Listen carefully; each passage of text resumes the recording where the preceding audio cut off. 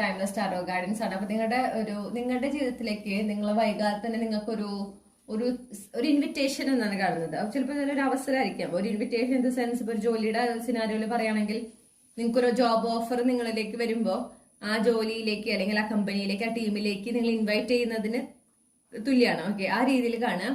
അങ്ങനെ ഒരു ഇൻവിറ്റേഷൻ അല്ലെങ്കിൽ ഒരു ഓപ്പർച്യൂണിറ്റി നിങ്ങളിലേക്ക് വരാൻ സാധ്യത കാണുന്നുണ്ട്.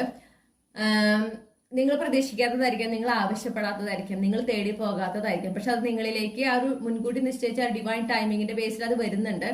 നിങ്ങളുടെ ജീവിതത്തില് ഇപ്പോഴുള്ളതിനേക്കാൾ കൂടുതൽ സ്റ്റെബിലിറ്റിയും സെക്യൂരിറ്റിയും കൊണ്ടുവരാൻ നിങ്ങളെ സഹായിക്കുന്ന അല്ലെങ്കിൽ ആ ഒരു സ്റ്റേബിളും സെക്യൂർ ആയിട്ട് ജീവിതത്തിലേക്ക് നിങ്ങൾക്ക് മാറാൻ സാധിക്കുന്ന അല്ലെങ്കിൽ സഹായിക്കുന്ന ഒരു ഓപ്പർച്യൂണിറ്റിയാണ് ഇതെന്ന് മനസ്സിലാക്കുക.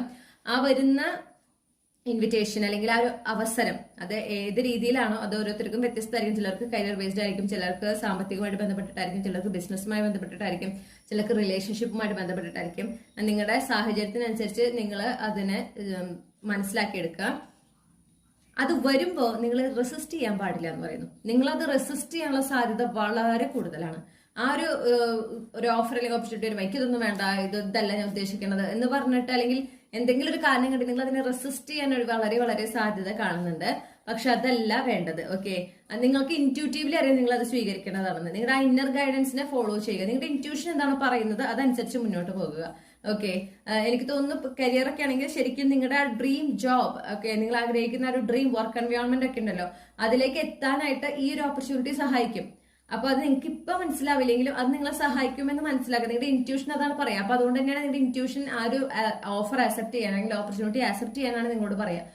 നിങ്ങൾക്ക് വേറെ എന്തെങ്കിലും കാര്യം കൊണ്ടായിരിക്കും എനിക്കത് വേണ്ട എന്ന് തോന്നുന്നത്.